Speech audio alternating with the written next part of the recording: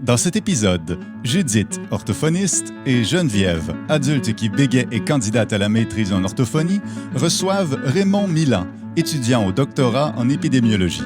Raymond nous partage son parcours avec le bégaiement, de son enfance au Liban jusqu'à aujourd'hui, en passant par son arrivée au Québec et son expérience à l'école et dans les milieux universitaires et scientifiques.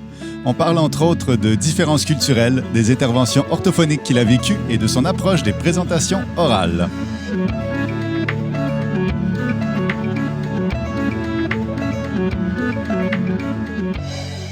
Salut Judith!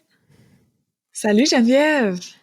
Aujourd'hui, à l'épisode, on accueille Raymond Milan, qui est membre du conseil d'administration de l'association Bégaiement comme Communication et bien sûr, qui est un adulte qui bégaie. Il est avec nous pour nous parler de son parcours avec le bégaiement. Puis avant de commencer, Raymond, on voulait juste un peu dire comment on s'était rencontrés. Donc, nous, on s'est rencontrés en 2019 à la Journée internationale de sensibilisation au bégaiement à Marie-Enfant. Tu faisais un témoignage aux jeunes et aux familles. Puis moi, je te connais parce qu'on travaille ensemble, au fond, vu que tu es sur le conseil d'administration, mais tu es un peu comme mon boss.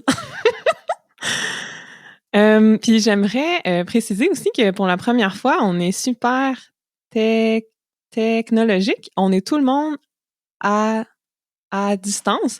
Moi, je suis à Québec. Judith est chez elle à Bromont et Raymond est chez lui à Laval. Salut Geneviève et Judith, je suis vraiment contente d'être avec vous aujourd'hui. Donc, pour me présenter rapidement, comme vous l'avez mentionné, je m'appelle Raymond. Je bégaye depuis l'âge de 10 ans. Et actuellement, je suis en train de faire mon doctorat à l'Université McGill. Donc, je travaille dans le domaine de la santé en épidémiologie. C'est important d'expliquer un peu c'est quoi l'épidémiologie parce qu'il n'y a pas beaucoup de monde qui savent c'est quoi. Bien que là maintenant avec la pandémie, tout le monde entend le mot épidémiologie qui sort souvent dans les réseaux sociaux et dans les médias aussi. Donc l'épidémiologie, c'est simplement lorsqu'on fait une étude auprès d'une population. Donc généralement, c'est dans le but d'étudier la distribution des maladies, la prévalence, l'incidence et les facteurs de risque. Moi, je me spécialise plutôt en pharmacoépidémiologie. Donc, ce qu'on essaye de faire, c'est de mieux comprendre comment une certaine population utilise, comment une certaine population est traitée avec un médicament. Puis ce qu'on essaye de savoir, c'est dans des conditions réelles d'utilisation du médicament, s'il y a plus d'effets indésirables, si les personnes réagissent de la même façon à ce médicament ou non. C'est vraiment cool, Raymond. C'est vraiment impressionnant ton parcours. Tu disais que ton bégaiement a commencé quand tu avais 10 ans. Aimerais-tu nous parler un petit peu de qu'est-ce que tu te souviens, comment ça, tes souvenirs de bégaiement à cet âge-là, comment ça a commencé pour toi? Je me rappelle que lorsque j'avais commencé à bégayer à l'âge de 10 ans, en fait, je pense aussi c'est important de mentionner que j'ai grandi au Liban, je suis d'origine libanaise. Donc, c'est ça. Donc, au Liban, la perception du bégaiement est un peu différente que la façon qu'on perçoit au Québec. Je me rappelle qu'à l'école, c'était un peu difficile parce que avant l'âge de 10 ans, j'étais dans la même école, donc j'avais les mêmes camarades de classe, les mêmes professeurs. Et tout le monde me connaissait avant puis après le bégaiement. Alors, tout le monde voulait être un peu impliqué dans le bégaiement pour savoir pourquoi j'ai commencé à bégayer. Donc, j'avais beaucoup de questions. Est-ce que tu as eu des problèmes durant l'été? Est-ce que quelque chose s'est passé avec toi? Je me rappelle que la première chose que mes parents ont fait, c'est d'aller voir un psychologue parce qu'on pensait que c'était souvent lié à un traumatisme durant l'enfance qui peut peut-être déclencher le bégaiement. Mais le psychologue m'a rapidement référé à une orthophoniste parce qu'il a dit que c'est plutôt un problème qui doit être dans le temps traité, je le dis entre guillemets, par une orthophoniste et non pas par un psychologue. OK. C'est ça. Fait que c'était comme durant l'été, à la fin, c'était-tu comme un peu à la fin du primaire, c'est ça? Ou c'était comme entre, je sais pas comment ça fonctionne au Liban, les années, là, quand t'avais 10 ans? Je dirais peut-être le système scolaire au Liban, il est différent du système scolaire au Québec. Je suis pas trop familier avec le système scolaire au Québec, mais je dirais que c'était peut-être primaire 3, entre 2 et 4. Donc, OK, en 4e année, mettons. Puis là, C'est t'as été ça. durant l'été. C'est durant l'été que ça a commencé. Puis là, les gens te disaient, en revenant après l'été, Oui. oh mon Dieu, Raymond, il y a du bégaiement, c'est ça? Il y a un changement au niveau de ta parole. Oui, les gens pensaient que c'était vraiment lié au stress, mais comme ce qui me stressait le plus, c'est que les gens le remarquaient et me le faisaient remarquer aussi. C'est comme on sait qu'il y a quelque chose qui ne va pas. Je sais aussi que l'intention elle était bonne, c'est parce qu'ils voulaient savoir pourquoi je commençais à bégayer. C'est pas parce qu'ils voulaient juste le pointer. C'est ça. Et je m'appelle aussi que lorsque je commençais à avoir l'orthophonisme, on a beaucoup travaillé sur le fait est-ce que je bégayais lorsque j'étais plus jeune, mais que c'était un bégaiement qui était extrêmement léger, qu'on le remarquait à peine, ou si ça a vraiment commencé à l'âge de 10 ans. Je serais curieuse. J'ai une question pour Judith. D'un point de vue orthophonique, est-ce que c'est plus rare de voir des bégaiements qui commencent tard comme ça? Oui, c'est quand même plus rare. Mais ça se pourrait, tu sais, la discussion que tu avais avec l'orthophoniste, de se dire peut-être que le bégaiement était là depuis longtemps, entre guillemets, là. Parce que souvent, ça commence entre 2 et 4 ans. Puis la moyenne d'âge, là, présentement, qu'on a, c'est autour de 33 mois. Fait que c'est assez jeune, là. L'enfant a même pas 3 ans, tu sais, puis ça commence pour la majorité des enfants.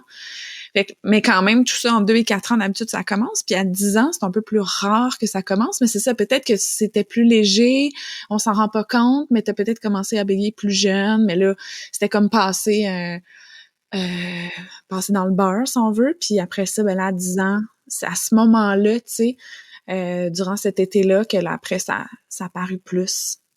Mais, sauf qu'en même temps, on dit que c'est plus rare, mais vite comme ça, il y a plusieurs personnes qui sont à, à l'ABC et qui nous rapportent qu'ils ont commencé assez tard. Euh, Par exemple, il y a Isabelle Trudeau qui était à un de nos épisodes, l'épisode 4, qui nous a dit qu'elle, elle a commencé vers 11 ans ou quelque chose comme ça. Donc, c'est pas la première fois que j'entends ça. Ouais, mais encore là, c'est ça, c'est que des fois, si on écoutait la parole de l'enfant à 2, 3 ans, 4 ans, il y en avait peut-être un bégaiement léger, il était là, mais que ça passait inaperçu, si on veut, les gens s'en rendaient pas compte, mais parce que des fois, quand c'est très léger, on s'en rend moins compte, tu sais, fait que peut-être il y a ça aussi, puis c'est, tu sais, aussi, des fois, les souvenirs de la famille sont pas toujours non plus ben pas qu'ils sont pas vrais là, mais des fois c'est flou des fois les souvenirs, tu sais. Fait que ça mais oui, ça fait que dans le fond, il y a de tout est possible, tu sais. Ça peut commencer plus tard, c'est plus rare, mais ça se peut aussi que les personnes s'en souviennent moins, puis qu'il y avait un bégaiement, on s'en rendait pas compte. Fait que ouais, c'est un peu c'est ça. Il y a quand même plusieurs possibilités là. Pour revenir à ta thérapie, là, tu avais 10 ans, tu étais au Liban, puis tu as fait quoi comme exercice ou comme intervention avec ton orthophoniste? C'était vraiment des méthodes qui visaient la fluidité. Donc, je me rappelle qu'il y avait la méthode qu'on appelait le pianotage. C'est comme je devais vraiment suivre un certain rythme. Et comme je peux donner un exemple. Je m'appelle Raymond Milan. Donc, à te parler de façon robotique, et je devais vraiment dire chaque syllabe à part, en pianotant aussi. Mais puis, il y avait une autre méthode dans laquelle c'était pas vraiment une méthode, mais c'est parce qu'on me disait que j'avais des problèmes au niveau de l'articulation, donc j'articulais mal des fois. Alors, ce qu'on me demandait, c'est de mettre un crayon, puis de me pratiquer à la maison pendant 15-20 minutes en parlant, parce que ça peut aider avec l'articulation, peut-être aussi au niveau de la parole. Donc, c'est des méthodes que je voyais souvent dans les films aussi, comme par exemple dans King's Speech, je m'appelle, où est-ce qu'il était forcé de mettre soit un bâton en plastique ou bien un bâton en métal lorsqu'il parlait. Donc, ça m'avait rappelé des souvenirs lorsque j'avais vu le film. Mais c'était vraiment des méthodes qui visaient la fluidité. C'est comme, je m'appelle bien que lorsque j'étais jeune, on me disait souvent que si tu fais ces méthodes-là, tu peux te débarrasser du bégaiement. Puis à 10-11 ans, on passe toute la journée à l'école, donc j'étudie toute la journée, j'ai envie d'aller à la maison, je dois étudier, puis en plus de ça, je dois faire mes exercices. C'est des exercices qui étaient un peu plates aussi à faire, donc j'étais pas trop motivé à les faire. C'est drôle parce que c'est comme des vieilles méthodes de mettre un crayon dans la bouche, par exemple, en parlant. Puis à noter, en fait, c'est de donner un rythme à la parole, ce qui est pas mauvais dans le sens que c'est vrai que ça peut diminuer le bégaiement. Le fait, tu sais, on pianote comme si on jouait du piano dans le vide, là. Puis là, on parle sur les syllabes comme ça. C'est vrai que ça peut aider la fluidité, tu sais, mais après ça, la question, c'est est-ce que tu vas parler comme ça dans ta vie de tous les jours? Comme à quel point est-ce que c'est transposable dans la vraie vie, tu sais? L'idée était peut-être de reprogrammer un peu mon cerveau, puis je sais pas si reprogrammer c'est le mot approprié à utiliser, mais c'était comme d'apprendre à parler avec un certain rythme, parce que généralement, lorsqu'on chante, lorsqu'on essaie de poésie à l'école, il faut suivre un certain rythme, donc on a moins tendance à bégayer lorsqu'on parle de façon rythmique. Je sais pas si c'est vrai ou non, mais c'est parce qu'il y a beaucoup de personnes qui bégayent lorsqu'ils chantent et ils bégayent pas. Donc, ça suivait un peu cette idée. Et c'est certain aussi, c'est parce que lorsque j'avais 10 ans, c'était quoi en 2004. Donc c'est certain qu'il y a eu beaucoup de progrès de 2004 à 2020. Puis c'est sûr que les approches sont complètement différentes entre le Québec et le Liban. Mm-hmm. Ouais, parce que tu sais, c'est ça, on en discutait tantôt avant de commencer l'enregistrement, puis c'est pas quelque chose qui est... Nous aussi, je pense, au Québec, ça a été fait, ce genre de choses-là, mais peut-être v'là 30, 40 ans, peut-être, tu sais, fait que pas v'là 15 ans, tu sais. Mais encore là, peut-être ça s'est fait v'là 15 ans, là, j'avoue que on sait pas ce qui se passe partout au Québec, mais c'est vrai que c'est quelque chose qui est un peu plus comme des... Surtout le crayon dans la bouche, là. Moi, j'ai un collègue qui bégayait qui avait fait ça v'là 30 ans, tu sais, en orthophonie, là. Mais moi, j'étais curieuse de savoir, ta famille, comment c'était abordé dans ta famille, le bégaiement? C'est quelque chose aussi que peut-être j'ai oublié de mentionner, c'est parce que ma mère, lorsqu'elle parle, elle a un débit rapide, puis apparemment sa respiration n'était pas la bonne. Je pense qu'elle avait une respiration abdominale, mais il faut pas respirer comme...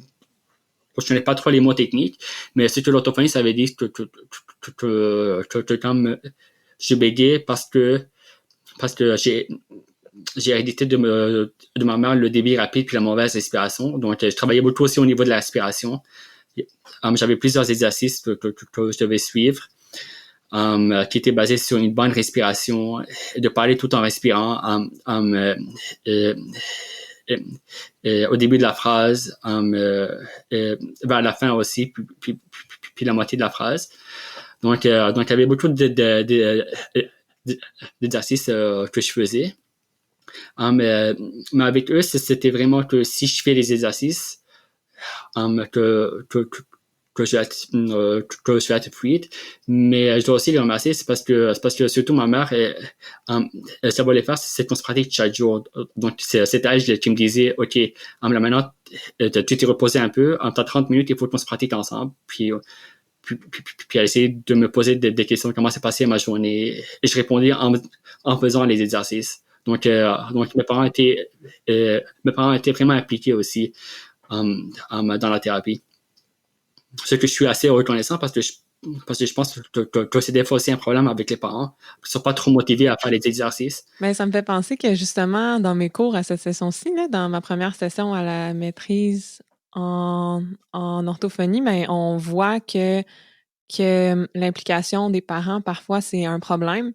S'ils ne s'impliquent pas, ils n'ont pas le temps pour faire les exercices avec les enfants, ben l'enfant ne va pas nécessairement le faire seul. Fait que c'est vraiment beau que ta mère était prête à faire ça puis qu'elle s'impliquait. Là.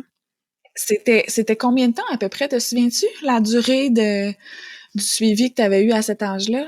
J'ai eu 3 suivis différents au Liban. Donc le premier suivi, je pense que ça a duré 1 an et demi. Par la suite, j'ai arrêté parce que je voulais plus rien savoir de l'orthophonie. C'est comme j'avais marre un peu. Puis j'ai recommencé, je dirais à l'âge de 15 ans, 16 ans. Puis j'ai arrêté et j'ai refait entre l'âge de 17 ans et 18 ans. Puis par la suite, je suis venu au Canada. Donc c'est ça. Donc, j'ai eu trois moments différents avec l'orthophonie. C'est intéressant, je trouve, que tu dises que tu en avais marre parce que ça m'a fait exactement la même chose à cet âge-là aussi. Qu'est-ce que tu penses qui a fait que tu t'es tanné de l'intervention? Je dirais que c'était vraiment un manque de motivation parce qu'au début, on est motivé, on veut faire les exercices. Je voulais améliorer ma parole. Alors, c'était l'objectif ultime que je voulais faire. Mais comme j'ai mentionné au début, c'est que je passais la moitié de ma journée à l'école. Je voulais pas revenir à la maison, devoir faire mes devoirs scolaires, puis en plus faire mes pratiques en orthophonie. Donc, je trouvais ça trop à faire durant une journée. Puis c'était des exercices, je pense, de 30 à 1 heure. Donc, j'ai oublié la durée. Ça se peut que c'est moins que ça. Wow! 30 minutes à 1 heure par jour? C'est ça. Mais c'est comme, je devais me pratiquer souvent. Alors, je pense que je perdais vite la motivation. Je dois aussi avouer que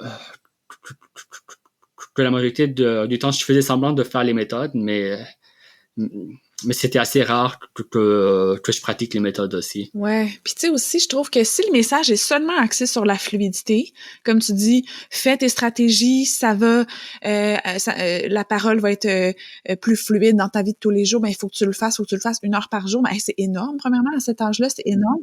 Puis si justement c'est juste axé là-dessus, ça c'est documenté que c'est pas suffisant de juste axer le discours sur la fluidité parce que c'est impossible d'utiliser des stratégies de fluidité 100% du temps, tu sais. Même pour un adulte, un adolescent, âge scolaire aussi.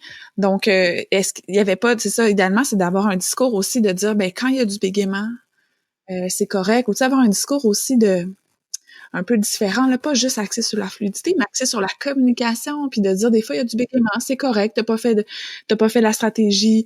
Exemple, si tu pianotes, là, ta parole rythmée, tu l'as pas fait, mais c'est correct, on veut que tu parles. Exemple, tu sais, ce genre de discours-là un petit peu plus nuancé, là. Donc, je peux comprendre qu'à un moment donné, on se tanne de toujours. C'est parce que tu sens qu'il y a encore du bégaiement, c'est un peu ça. Fait que là, tu dis ça marche pas, ou je veux dire, tu sais, puis là, ton parent te met en tout cas, veut continuer, mais c'est sûr, à un moment donné, ça s'estompe, cette motivation-là, quand on voit aussi qu'il y a encore du bégaiement dans la vie de tous les jours, puis on n'est pas mieux avec le bégaiement non plus. Mais c'est ça me faisait ça aussi jeune, là. J'avais interprété comme quand comme je racontais dans l'épisode 1 un peu, là, que j'avais interprété qu'à chaque fois que je bégayais, c'était un échec. Fait que c'est sûr que c'est démotivant quand ça l'arrive plusieurs fois par jour. Tu te dis, ben, je serais censée ne plus le faire. Pourquoi je le fais encore? Ça marche pas. Fait que, ouais, c'est très démotivant quand nos objectifs sont pas flexibles ni équilibrés. C'est ce que j'allais mentionner aussi parce que je me rappelle que même à l'école, je pense que tu le mentionnes assez souvent que le bégaiement il est variable. Donc, des fois j'avais des périodes où je bégayais trop, des fois j'avais des périodes où je bégayais plus, des fois j'avais des périodes où je bégayais moins. J'avais aussi quelques profs par exemple, je passais une semaine sans bégaiement, ou bien que j'avais un bégaiement qui était faible. Et, les profs me le faisaient remarquer, puis demandaient aux élèves de m'applaudir parce que je parlais bien. Donc, c'est comme ça me mettait plus de pression que OK, là maintenant je parle bien, mais qu'avant je parlais mal. Oui, c'est ça. Donc c'était assez drôle comme expérience. C'est parce que je connais leur intention parce que pour les profs, je pense qui se disent que lorsque la personne lorsque la personne elle a une parole fluide, c'est qu'elle se sent mieux dans sa peau, c'est qu'elle s'étoile, puis lorsque la personne bégaye, c'est qu'elle est peut-être stressée, qu'elle a je sais pas trop. Mais oui, c'est ça, ça me mettait beaucoup plus de pression que je dois faire plus mes exercices parce que des fois, je parlais sans faire les exercices, puis j'avais un bégaiement qui était assez lésé. qui était assez léger. Et les gens me faisaient remarquer que c'est bien que je pratique mes exercices parce que je bégayais moins. C'est sûr, mon Dieu. Ça me fait vraiment penser à notre épisode sur l'anxiété, là, quand on disait que de se faire répéter chaque jour, que ça soit par des vrais mots ou par des regards ou par des comportements que les gens ont, mais de comprendre chaque jour pendant qu'on grandit que quand on bégaye pas, les gens sont contents. Ça devient quelque chose de très malsain, là. Malheureusement, je pense aussi que c'est la perception de la société du bégaiement, c'est qu'il faut parler d'une certaine façon. Sinon, qu'il faut ranger la parole. Ouais, parce que, tu sais, c'est quand même beau de voir que, tu sais, tes profs embarquaient, les élèves étaient avec toi. C'est quand même beau de voir ça, que tout le monde t'appuyait à quelque part, mais d'une manière un peu... ben, c'est le fun de se faire applaudir, oui, mais là, l'espèce de côté négatif, c'est que là, t'as la pression pour être encore fluide, pour être encore applaudi. Ouais. Puis là, quand tu bégayes, ça veut dire que t'as pas réussi, tu sais. Fait que là, personne t'applaudit. Fait que là, hey, c'est sûr que c'est ça. C'est une espèce de message à double... Ben, comme un couteau à double tranchant, là. C'est le fun quand tu l'as, la fluidité, mais quand tu l'as pas, oups, C'est ça, c'est ouais. comme une punition. Fait que, ouais. Puis ça me fait penser, je lisais un article sur la méditation pleine conscience et le bégaiement. Ça disait que c'était important ou important pour les personnes qui le désirent, là, d'apprendre à pas poser de jugement sur sa propre fluidité, parce que si on se félicite ou on est content quand on bégaye pas, mais c'est ça, c'est ce que tu disais, Judith, là, que c'est à double tranchant. Si je me félicite parce que je bégaye pas, ça veut dire que quand que je bégaye, c'est nécessairement quelque chose de négatif, puis qu'il fallait faire attention à ces pensées-là, puis personnellement, c'est un objectif que je poursuis, là, d'essayer de pas poser de jugement sur ma propre parole. Mais j'imagine que Raymond, pour toi, de grandir dans cet environnement-là où on allait jusqu'à t'applaudir, tu sais, quand tu bégayais pas, ça devait... Ça mettait beaucoup de pression, c'est certain. Puis, dis-moi, Raymond, à travers les années, là, l'adolescence au Liban, le fait que tu parlais arabe aussi, français, mais en majorité, hein, au Liban, c'est ça? Comment c'était ton bégaiement à travers ces années-là, plus jusqu'à l'âge adulte? C'est ça que comme j'étais dans une école française, je parlais souvent en arabe, puis je parlais aussi en français. Mais et mon bégaiement était moins mon bégaiement était moins sévère lorsque je parlais en arabe que lorsque je parlais en français, parce que je pense que j'avais plus l'habitude de parler en arabe, surtout lorsque je suis en famille avec mes amis. C'est ma langue maternelle, donc je suis plus confortable de parler dans cette langue. Mais je remarque souvent que j'ai une sévérité différente lorsque je parle en arabe que lorsque je parle en français. Mais c'est un sujet qui m'intéresse parce que j'ai parlé avec beaucoup de personnes qui sont soit bilingues ou trilingues. Puis j'ai l'impression que tu as tous de différentes expériences avec ça, parce que j'ai des personnes qui bégayent plus lorsqu'ils parlent avec leur langue maternelle qu'avec des langues secondaires. Et dans mon cas, moi, c'est l'inverse. Mm-hmm. Fait que tu sens que tu es vraiment plus fluide dans ta langue maternelle en arabe. Puis tu nous disais aussi avant de commencer l'enregistrement que des fois aussi peut-être c'est un mélange de que tu te sens plus avec tes amis libanais, tu te sens plus à l'aise aussi. Fait que peut-être que il y a peut-être différentes facettes de cette fluidité-là, là, la langue en soi, mais aussi le sentiment que tu as quand tu la parles. C'est certain que lorsque je suis avec des personnes que je connais assez bien, je suis vraiment à l'aise avec eux. Mais je pense aussi que dans ce temps-là, comme l'arabe était ma langue maternelle, j'avais plus de simplicité à retrouver mes mots. Mais par contre, en français, j'utilisais juste lorsque j'étais à l'école. Donc des fois, je devais formuler mes phrases en avance. Je devais m'assurer que tout était bon avant de dire la phrase. Donc c'était beaucoup plus compliqué à moi de parler en français qu'en arabe. Mais là, maintenant, depuis que je suis venu au Québec, donc ça s'est amélioré, c'est certain. Ouais, t'es arrivé ici, tu avais 18 ans. Ça s'est passé comment de passer du Liban au Québec?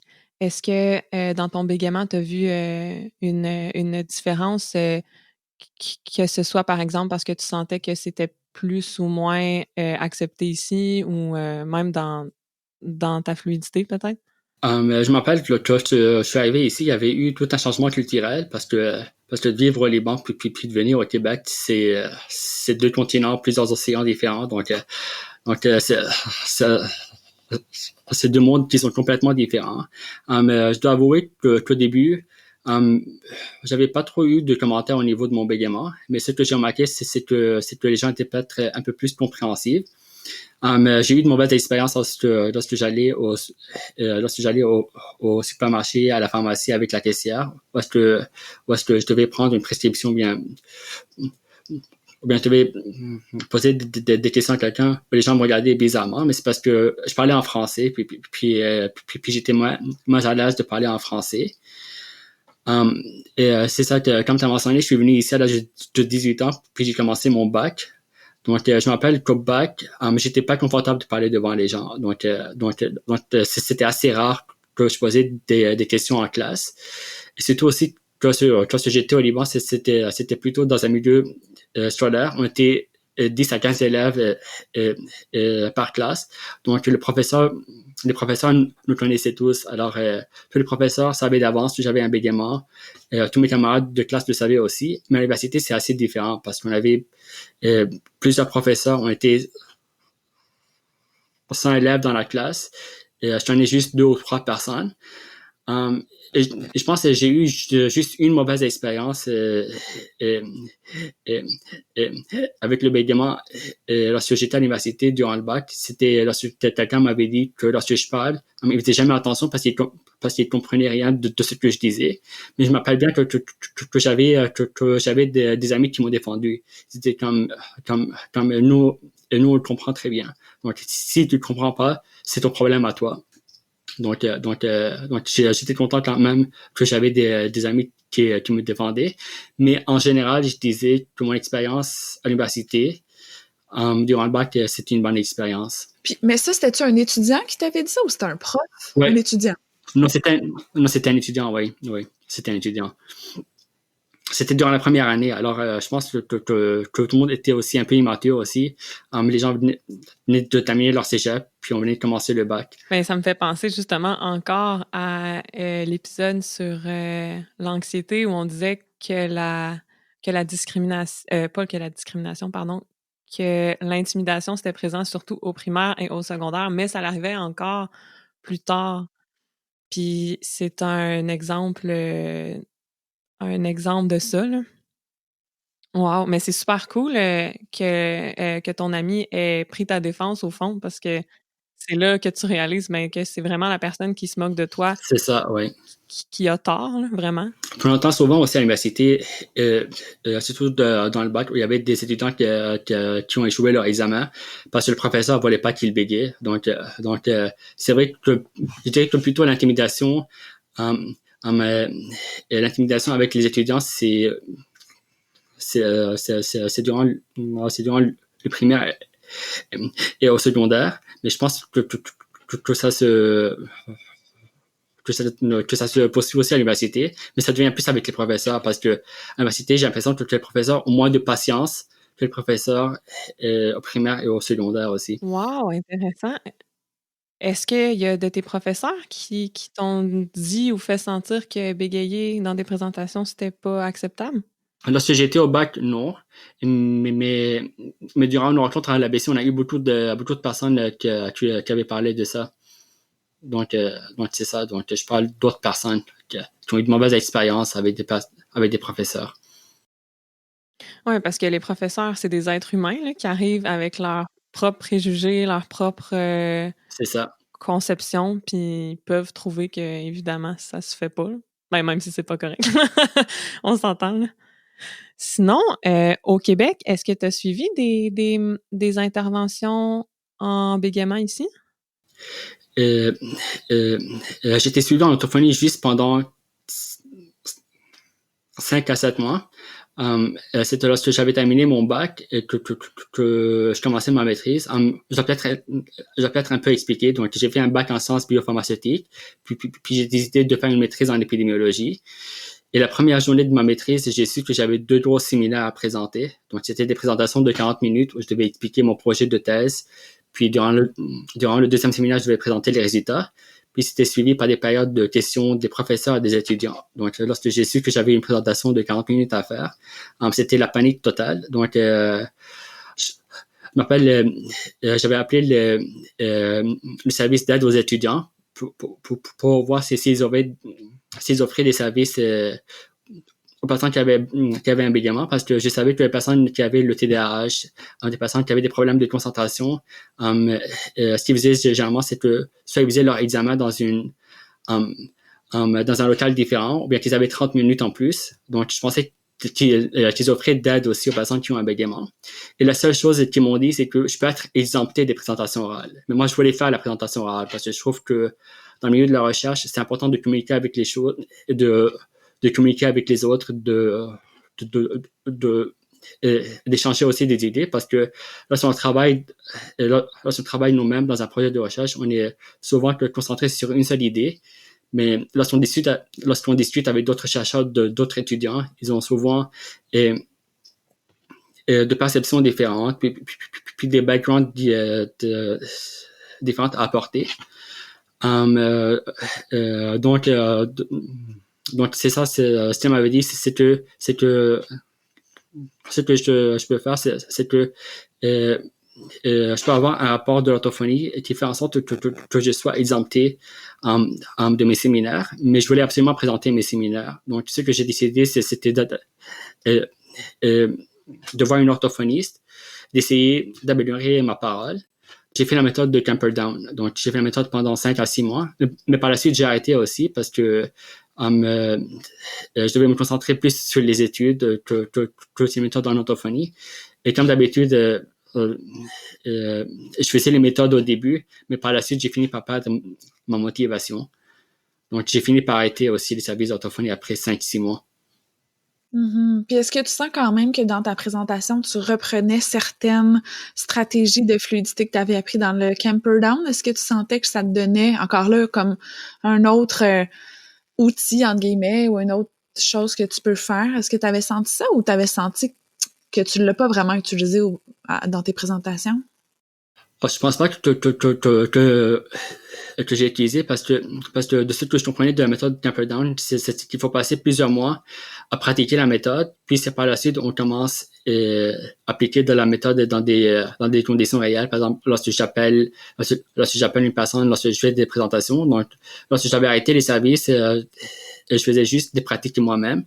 Donc, je me sentais encore pas trop confortable d'utiliser la méthode lorsque j'ai une présentation, parce que c'est une méthode qui est assez complexe. Donc, il y a plusieurs degrés de fluidité avec la méthode Camperdown.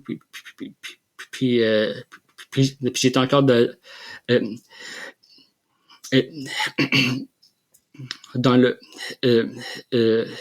un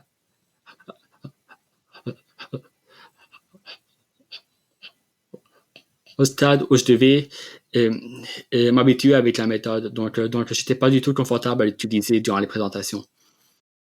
Ouais, c'est ça. Tu devais être en phase 2 encore. Il y a 4 phases au programme Camperdown. Puis en phase 2, c'est encore des pratiques structurées. Encore là, tu sais, moi, ce que je trouve, par exemple, c'est que après quelques mois, par exemple, on devrait rapidement aller dans la vie de tous les jours. Tu sais, parce que c'est là aussi l'espèce de... Tu sais, si on continue trop en structuré, ben c'est qu'on perd la motivation parce qu'on voit même pas l'application réelle dans la vie de tous les jours. Fait que ça, je me dis, il aurait fallu peut-être avoir quelque chose de encore plus rapidement... d'essayer de le faire dans la vie de tous les jours plus rapidement, mais encore là, je sais pas, là, je connais pas ce que tu as eu comme suivi, je veux dire, en détail, là, avec l'orthophoniste, comment ça s'était passé, là. Est-ce que tu penses, je suis curieuse, qu'il y aurait eu des trucs que l'orthophoniste aurait pu faire ou des trucs tout court qui t'auraient aidé à garder la motivation? Ou ça se peut très bien que c'était pas ce que tu avais besoin, puis c'est parfait aussi, là. Mais je pense aussi que je me suis rendu compte rapidement que j'avais plus besoin de l'orthophonie. C'est parce que, personnellement, à moi, quand je me suis dit que je vais juste me pratiquer beaucoup plus que les autres étudiants. Et durant la maîtrise aussi, j'ai eu de très bonnes expériences parce que mes superviseurs, mes collègues en classe, tout le monde acceptait très bien mon bégaiement, donc j'ai jamais eu de problème avec eux. Et même, je m'appelle aussi que comparé à d'autres personnes qui devaient juste se pratiquer une semaine, 48 heures avant la présentation.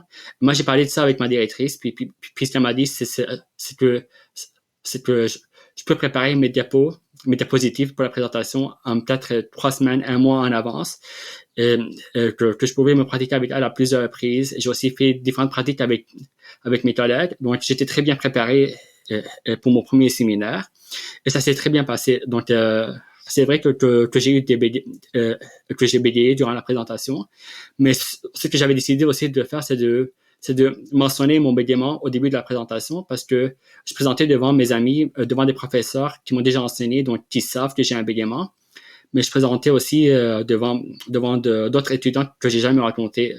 Donc, je voulais qu'ils savent d'avance que j'avais un bégaiement. Donc, je l'ai mentionné.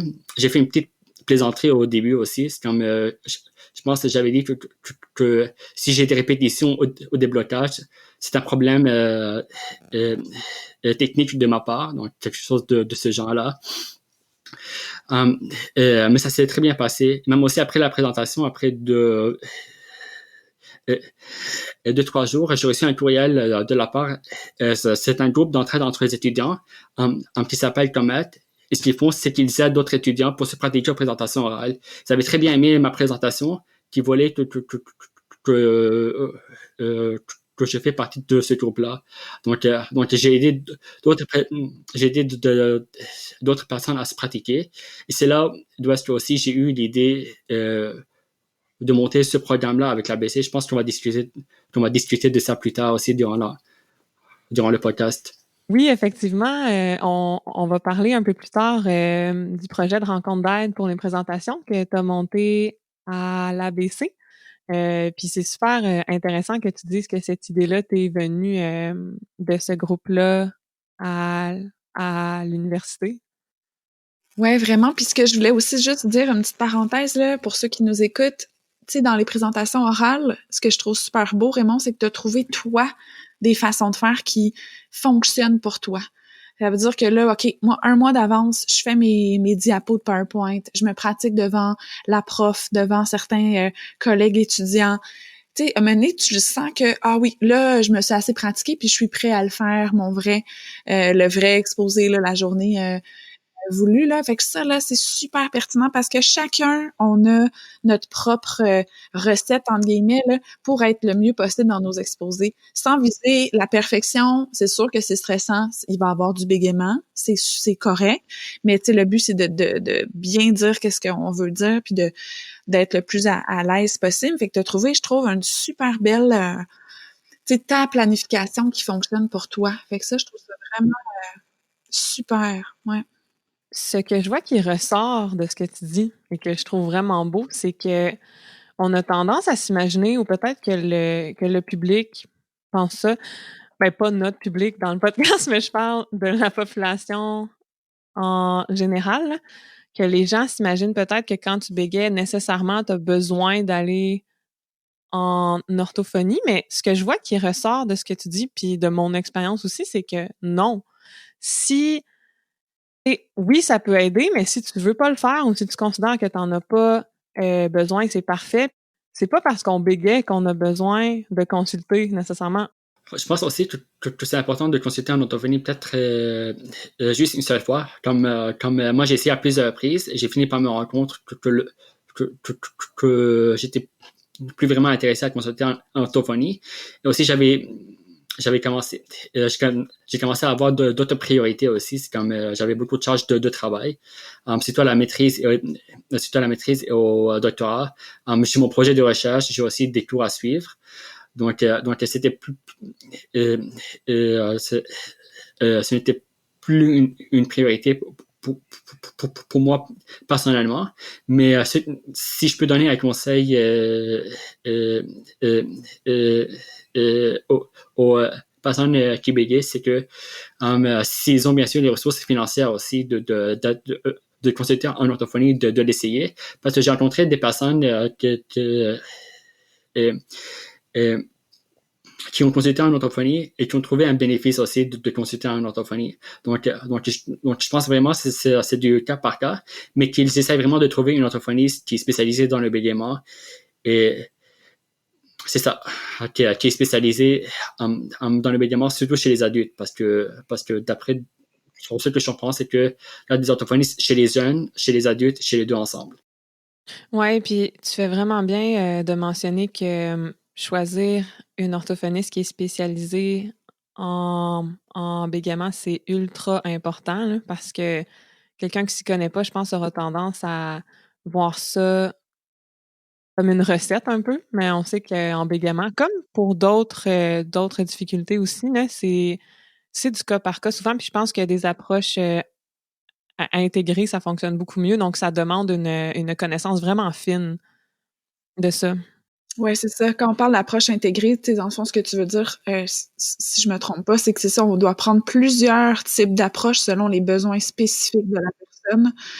Peut-être qu'il y en a une personne qui va prendre seulement le programme Camperdown, mais souvent, il faut rajouter d'autres approches. Sinon, pour revenir à ton parcours universitaire, tu es à McGill, c'est en anglais. Est-ce que présenter en anglais, tu trouves que c'est plus difficile? Parce qu'on parlait tantôt que au Liban, tu parlais 2 langues, tout ça. Est-ce que tu vois que en anglais, ça joue sur ton bégaiement ou ta perception de la chose?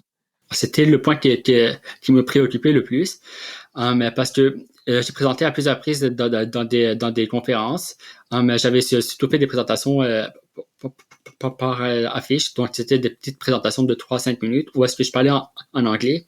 J'ai remarqué que lorsque je parlais en anglais, je bégayais trop. Donc lorsque j'ai appliqué à McGill, j'étais accepté, mais pour être honnête, je voulais aussi refuser parce que c'était une université en anglais, tous les cours allaient être en anglais. J'allais discuter avec mes superviseurs en anglais, avec les professeurs, les étudiants. Donc, comme je me sentais aussi confortable à l'université de Sherbrooke, parce que j'ai fait ma maîtrise, parce que c'est une université en française et je connaissais tout le monde. Donc, je me questionnais aussi, est-ce que je dois rester à Sherbrooke ou est-ce que je suis plus confortable ou bien est-ce que je prends le challenge puis je m'en vais à McGill ou est-ce que c'est une université en anglais, donc je vais avoir beaucoup plus de travail. Et je suis content aussi d'avoir pris la décision de changer d'université, d'aller à McGill parce que même si au début j'ai eu beaucoup de difficultés, peut-être des fois je peux bégayer pendant 5 secondes puis j'arrive à terminer ma phrase. Mais au début, j'ai beaucoup eu de la difficulté à m'exprimer en anglais.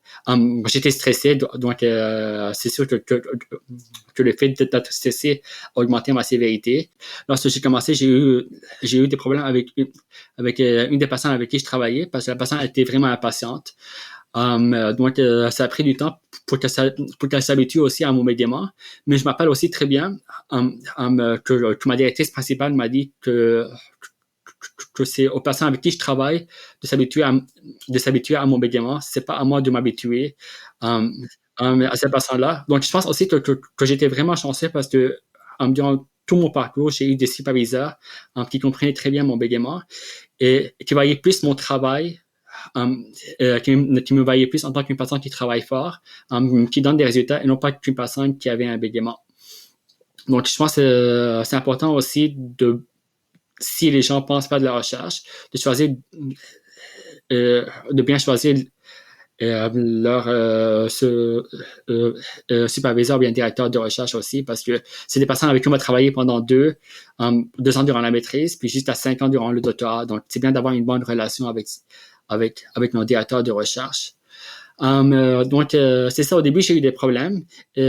Mais je me suis vite rendu compte que même durant les cours, par exemple, tous les cours se donnaient en anglais, mais même si je bégayais, je posais souvent des questions en classe parce que je voulais comprendre aussi. Je voulais comprendre la matière, je voulais connaître le monde, je voulais avoir plus de connaissances. J'ai jamais vraiment eu de remarques de la part des gens sur mon bégaiement. Mais les gens étaient intéressés à avoir mon opinion sur certains sujets on a eu beaucoup de discussions, de discussions intéressantes. Donc, peut-être que le problème avec le bégaiement était juste présent au début parce que j'étais stressé aussi, donc j'étais souvent anxieux lorsque je devais parler. Actuellement, et lorsque je parle en anglais, je bégaye beaucoup plus lorsque je parle en français puis en arabe. Mais lorsque je dois le faire, je le fais et j'ai aucun problème à le faire aussi. Et lorsque j'ai des présentations orales à faire dans des congrès, dans des séminaires, ou bien lorsque je présente un projet en classe, je me pratique souvent en avance. C'est comme je sais que comparé à d'autres personnes, je dois souvent travailler 2-3 fois plus pour qu'on aboutisse au même résultat. C'est quelque chose que je dis assez souvent, mais je le fais parce que je veux pas qu'on me rajoute 5 minutes en plus parce que j'ai un bégaiement. Si j'ai une présentation à 30 minutes, je fais souvent en sorte de pratiquer pendant 25 minutes au cas où que j'ai un bégaiement sévère. J'ai 5 minutes de plus qui sont ajoutées de ces 30 minutes-là. Mais j'ai jamais eu de problème avec des chercheurs ou des étudiants. Oui, effectivement, Raymond, tu fais vraiment bien de mettre l'emphase sur le fait de bien se préparer parce qu'au fond, c'est un bon conseil tant pour les personnes qui bégayent que pour celles qui ne bégayent pas, là, de bien connaître son sujet puis d'être à l'aise avec sa présentation. C'est tellement un bon conseil.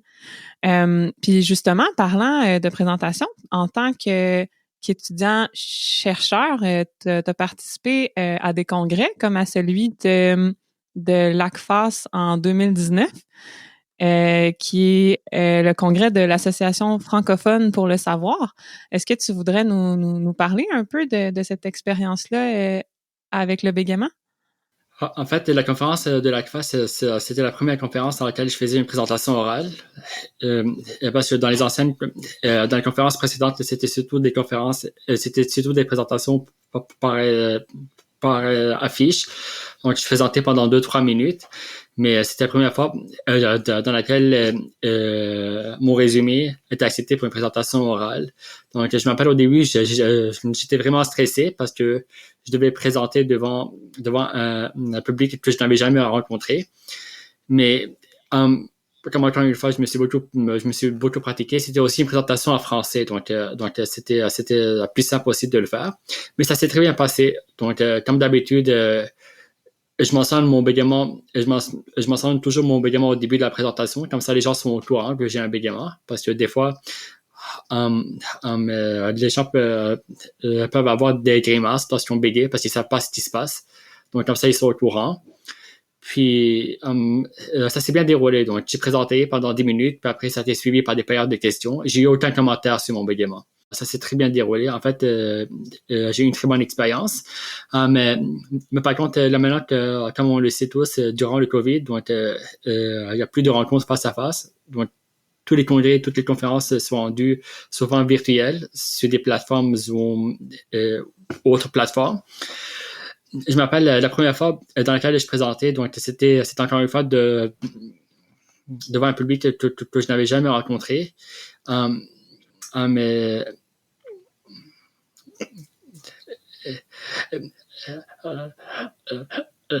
et le technicien qui était supposé de s'assurer que tout s'est déroulé bien. Donc lorsque j'ai commencé à parler, puis lorsque comme vous l'avez sûrement rencontré, je bégayais surtout au début de la phrase, j'ai des blocages. Donc j'ai eu un blocage et la personne me disait allô, allô, allô. Et j'arrivais à peine à répondre. Alors la personne a fini par me déconnecter et me reconnecter parce qu'il pensait que j'avais un problème technique. Ouais. Non, c'est vrai. C'est vrai, c'est ça. Donc j'ai dû lui expliquer rapidement. Donc j'ai écrit sur le chat que c'est pas un problème technique, c'est mon bégaiement. C'est comme j'ai un bégaiement. Ouais, mais suite à cette présentation, j'ai appris donc chaque fois c'est parce que durant les derniers 3 mois, j'ai présenté dans 4 conférences, donc j'ai eu 4 présentations à faire. Donc j'écrivais souvent un courriel au technicien en mentionnant que j'ai un bégaiement. Donc s'il y a des blocages, des répétitions, c'est correct. Juste pour qu'ils soient au courant parce que comme je voulais pas avoir la même expérience. Mais c'est ça on apprend. C'est ça on apprend. Donc faire des présentations sur Zoom pour une personne qui a un bégaiement, ça peut être un challenge aussi. Mais Ouais, c'est ça. Fait que c'était vraiment les présentations que tu as eues avec le confinement là, de 2020 à cause de la pandémie. Là, il n'y avait plus rien qui se passait en personne. Il n'y avait aucun congrès en personne. Donc, c'était tout par Zoom. il y avait des conférences où je devais enregistrer en avance. Donc ça se passait bien parce que je pouvais refaire la présentation à plusieurs reprises si je n'aimais pas la façon que je parlais, ou bien si je bloquais trop sur un mot. J'avoue que j'ai effacé à plusieurs reprises puis j'ai refait la présentation. Mais ensuite, c'était des présentations live. Donc, je devais beaucoup me pratiquer en avance. Donc, Raymond, la dernière question qu'on avait pour toi, c'est quoi tes plans dans le futur par rapport à ton doctorat, puis qu'est-ce que tu aimerais faire plus tard? J'aimerais toujours travailler dans la recherche, mais plutôt au niveau gouvernemental. Donc, travailler dans des organismes gouvernementaux, surtout au Québec. J'aime ça travailler au Québec. Nous avons beaucoup de banques de données qui sont intéressantes. J'ai des...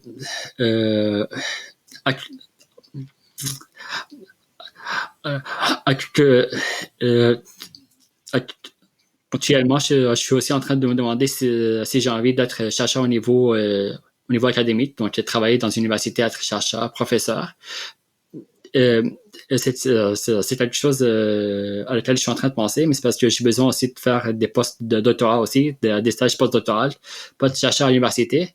Donc, pour l'instant, je dirais chercheur au niveau gouvernemental. Génial.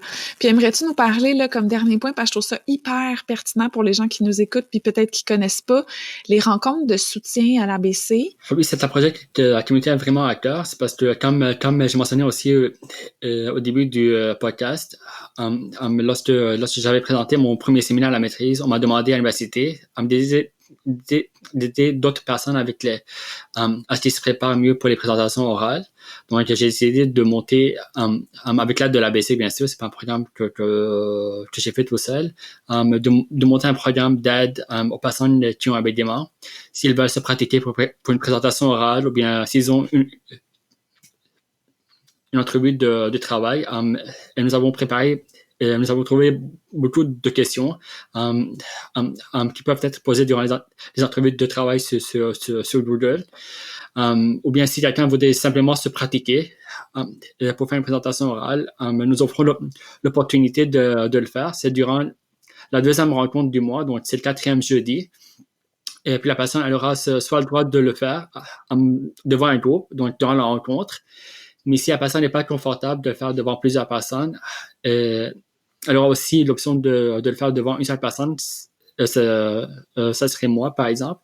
Puis ça serait soit une rencontre téléphonique sur Skype ou bien sur Zoom. Oui, pour avoir plus d'informations sur ces rencontres-là, là, sur notre site web qui est le abcbégaiement.com, il y a une section qui s'appelle groupe de soutien. Puis on a 3 types de rencontres.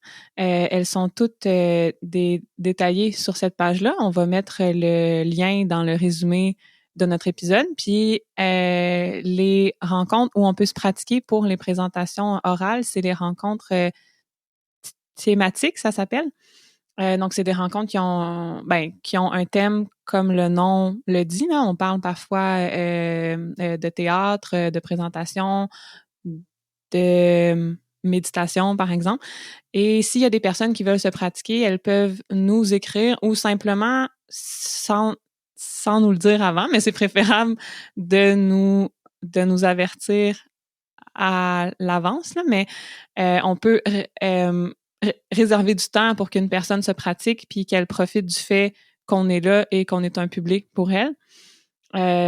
Puis c'est ça, en date de l'enregistrement de cet épisode, le programme n'est pas lancé encore, mais il y a un programme de jumelage qui s'en vient, ou est-ce que s'il y a une personne qui ne se sent pas prête ou qui ne désire pas simplement participer à des rencontres en groupe, on peut la jumeler à une personne qui bégait ou qui ne bégait pas.